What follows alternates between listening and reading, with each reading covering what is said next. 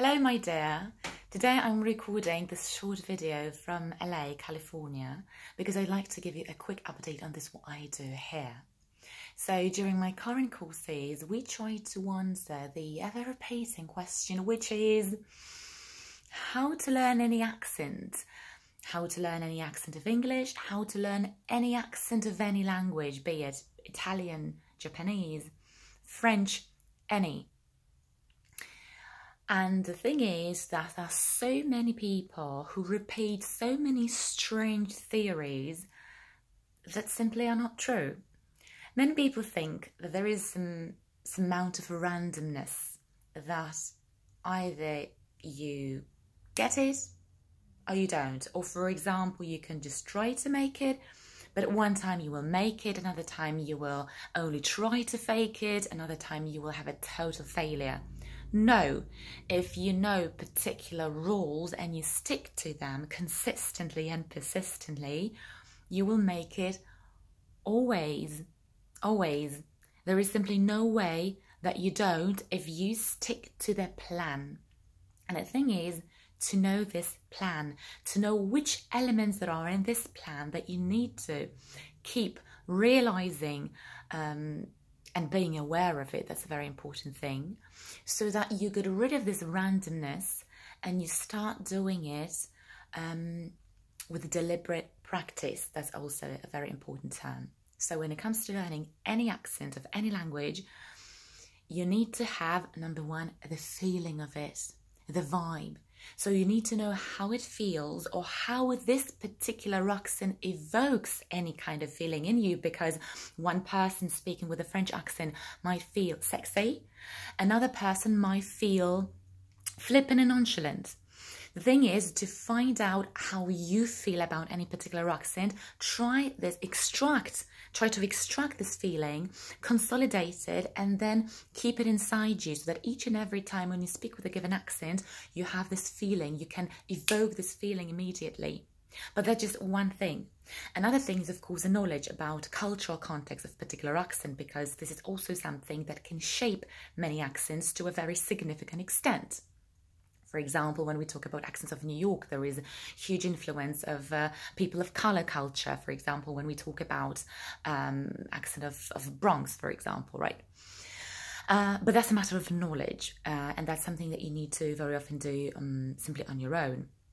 Because, for example, I had to analyze, I had to listen to different people in the UK to know how old British people speak nowadays, how they used to speak 20 years ago, because it has obviously changed, how young people speak, how upper class of people from London speak, and how roadmen, for example, speak. These are all the things that need to be analysed, and very often, unfortunately, the only way to analyse it is simply to experience it, to look at it, listen to it, digest it, and then somehow implement it on your own. That's a relatively difficult part. But then we have something which is not so difficult. I mean, theoretically, it's not so difficult, which is oral posture. So this what is happening here around your mouth.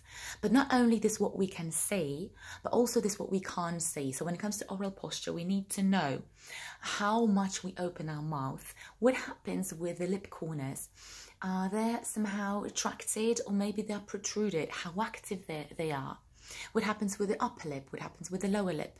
What happens with the tip of the tongue? Where is it? Where is the place of articulation? Is it rather here, or is maybe somewhere there in the back?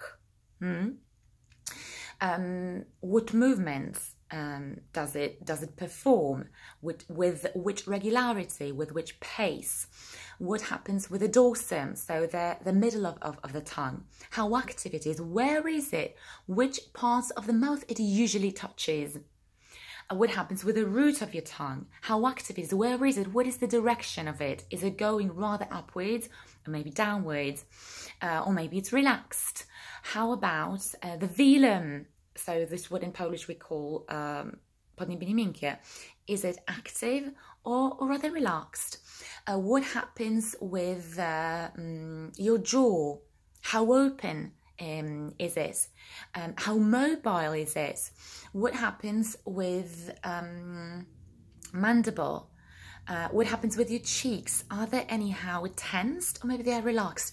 Why is it so important? Because if you have the oral posture of your mother tongue and you keep having it, no matter which language you speak, you will always sound Polish, Russian, Spanish, you name it.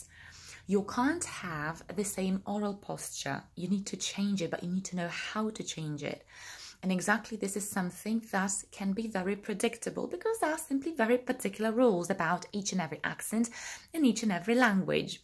And this is also what we analyze here. So we analyze the oral posture of Italian, Greek, French, Vietnamese people. We analyze the oral posture of British people, American people, British people from different regions of England, Americans from different regions of the United States. These are all the things that can be analyzed, studied, and simply broken down into very applicable rules.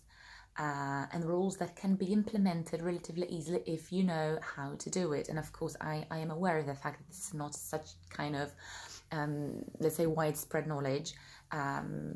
Honestly, it's relatively difficult to find good resources, good people, good trainers, and most importantly, good methods, because one thing is to know all of these things, but another is to know how to teach it.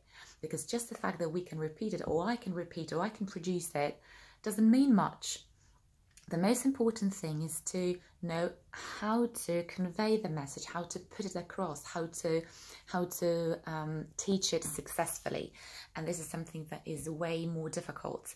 And we try to involve here many different senses. So we try to observe, we try to look at different oral postures, we try to listen, so we try to hear it. This is something I'm myself very good at. So I don't really need to see somebody's face to know how they open their mouth. I can look somewhere else, I can close my eyes, and I can still hear it. This is something that my students, my clients know very well, because very often when they work with me and I ask them to repeat a particular sound, I don't look at them. I just look somewhere else, or I focus on listening. And here, during my courses right now in LA, they try to show us a little bit different approach. They try to make it very visual, which is not something I am sure I really like. Because sometimes, for example, when I have a Skype session with someone and something is wrong with the internet connection, then I can have a session without camera because I can still hear. So if I was like, overly relying on the visual representation, then without a camera, I wouldn't be able to do anything. And I am. So, I'm not really sure if I really agree with it, although I need to admit that one of the methods that we had was absolutely splendid, because we were trying to guess a particular accent of English only by watching and observing the oral posture of a speaker. So we were simply listening to silence, right? We were just observing only somebody mouthing particular sounds. Just mouthing it without any sound, nothing at all. So that was truly inspirational to me. Although hearing is the most important element in my work, I think, at least. So I'm not really sure if it should be so visual dependent, but that's a separate discussion. So when you have the feeling, when you have the cultural context and knowledge about the accent, when you have the correct oral posture, then you can go to analyze particular sounds, because they're very characteristic sounds, most important sounds that each and every language or accent has. And if you learn how to pronounce them correctly, let's say these basic 4, 5, 6 sounds, then it's going to be much easier for you to cover the rest, because having good oral posture, correctly pronouncing the basic sounds will give you very good basis to work with this accent even on your own. So sometimes if you can't afford to have 1 year of cooperation with an accent trainer, you can just have these few sessions that will explain to you exactly these things that I mentioned before. So mostly knowledge, context, and oral posture, and these basic sounds. And then you will be able to continue your work on your own. Of course, I know that it's not so simple, and it's not as simple as it sounds. But I want to tell you that there are ways, there are predictable rules. There is a scheme There is a plan, there is some kind of, let's say, curriculum. So there is a way how to do it with any accent for any speaker. Of course, the way, the realization of this way will be different depending on who we work with, but it is doable. And that's the most important thing, and that's the most optimistic impression that I'd like to share with you, that there is a way, there is a system, there are methods, and there are techniques. And if there is will on the other side, then there is no other way but just to succeed. And this is something that I've always known, and I've always truly believed that this is something that I should share with people. And also my very analytical brain has always known that there must be some way, and of course there are ways. It's just a matter of just trial and error, because I can't really guarantee that this particular plan will work for every single person. But having all of these resources, having the knowledge, having the plan, and having skills and experience allows me to be sure that I can help actually anyone. I can truly say right now that I can help anyone, which is something that also should be very inspirational for you. I'd like to wish you a happy weekend, fantastic time with your family, if this is what you are going to have, and well, see you next time.